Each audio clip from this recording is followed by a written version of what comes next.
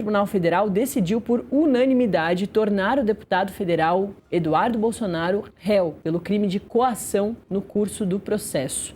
A ministra Carmen Lúcia seguiu o relator Alexandre de Moraes em voto registrado no plenário virtual no último sábado. O processo teve início na sexta-feira, quando Moraes aceitou a denúncia e afirmou que existem indícios suficientes de autoria e materialidade nas ações de Eduardo Bolsonaro, que estaria tentando intimidar a corte durante o julgamento da trama golpista envolvendo seu pai, o ex-presidente Jair Bolsonaro e diversos aliados. Segundo o relator, a grave ameaça teria se materializado na articulação de sanções pelo governo dos Estados Unidos, como a restrição de vistos, as tarifas contra o Brasil e ou possíveis aplicações da Lei Magnitsky contra autoridades do país. Teve contra Alexandre de Moraes e a sua mulher. O procurador-geral da República, Paulo Gonet, afirmou que o deputado usou seu cargo para colocar interesses pessoais acima dos interesses da República. Se condenado, Eduardo Bolsonaro pode pegar de 1 a 4 anos de prisão, pena que pode ser aumentada por reiteração do crime.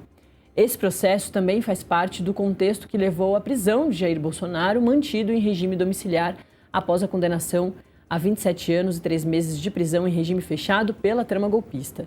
Para a gente entender melhor essa decisão, os desdobramentos da própria trama golpista e o que a denúncia significa para Eduardo Bolsonaro, eu converso agora com o advogado Ricardo Martins. Ricardo, muito bom dia, prazer falar contigo aqui no Acorda Metrópolis. É isso, são diversos assuntos, mas todos estão ligados, né? Lembrando que o ex-presidente Jair Bolsonaro segue em prisão domiciliar desde agosto de 2025 por causa desse inquérito, agora que transforma o filho dele, Eduardo Bolsonaro, em réu, mas ainda não pela prisão em regime fechado, da condenação por golpe de Estado e tantos outros crimes, como ele foi condenado lá na trama golpista. Falando então primeiro desse novo acontecimento do Eduardo Bolsonaro, agora então ele vai sofrer um julgamento, como o próprio pai sofreu dentro da trama golpista, e pode passar por processos parecidos, né, doutor? Oi, Natália, bom dia. Exatamente, Natália, ele vai responder um processo, agora pela coação no curso do processo. Era de se esperar, Natália, que ele ia ter uma resposta estatal em decorrência da atitude dele. O crime de coação no curso do processo não é um crime que tem uma pena elevada, mas vai submeter o Eduardo Bolsonaro, sim, a um julgamento, né, a todo o desgaste de um julgamento, porque não é só a questão do julgamento, tem também um reflexo político em razão da postura dele, né? Quanto à questão do Jair Bolsonaro, parece que está chegando ao fim, né?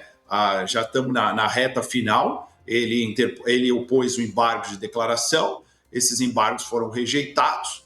No caso do Jair Bolsonaro, não será possível, ou pelo menos não será aceito os embargos infringentes, porque no caso dele seria necessário 2 votos pela absolvição, que não é no caso porque teve apenas um voto, que foi o do Luiz Fux. Então, o caso do Jair Bolsonaro está chegando ao fim e ele vai provavelmente ser encaminhado por um estabelecimento prisional. Essa situação ainda está sendo resolvida, se vai ser encaminhado para Papuda ou não. Eu acho que a situação não vai ser tão simples assim, Natália. Eu não sei até quanto, mesmo ele sendo recolhido, eu acho que ainda nós temos uma pressão política muito forte.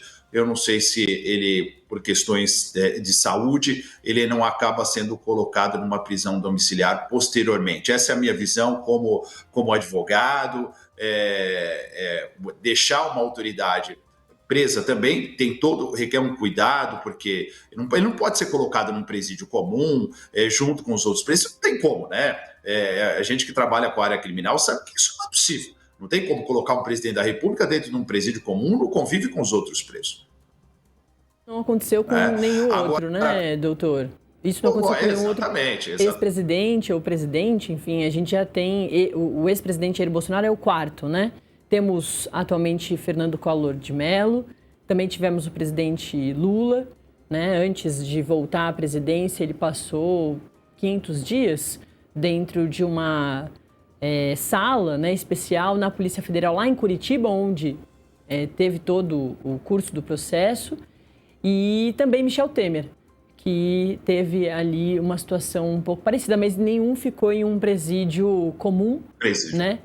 Ao mesmo tempo que o crime ou os crimes do ex-presidente Jair Bolsonaro são muito diferentes e emblemáticos, né? Ele foi condenado por tentar destruir a democracia, que o elegeu em 2018, ele não aceita a derrota em 2022 e organiza, de acordo com a denúncia que foi aceita pelo Supremo e vem condenando todos os réus da trama golpista. A gente já teve os julgamentos do Núcleo 1 e do Núcleo 4, agora estamos com o Núcleo 3 e daqui a pouquinho, em dezembro, tem o Núcleo 2 também para ser julgado, mas são crimes diferentes, né? O mais complexo para uma democracia, que é tentar destruir a democracia. Isso não deve ser colocado em conta também, mesmo porque é um ex-presidente da República.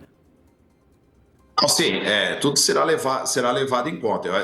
Como eu falei, essa história não acaba agora, no meu ponto de vista, porque os reflexos políticos eles são muito grandes em decorrência desse julgamento. Inclusive, amanhã começa o julgamento do Núcleo 3 da trama golpista, que são 9 integrantes do Exército e um agente da Polícia Militar. O que nos deixa muito triste, eu falo na qualidade de professor de Direito, é você ver membros de instituições que deveriam zelar pela democracia sendo acusados de crimes contra o Estado Democrático de Direito, né?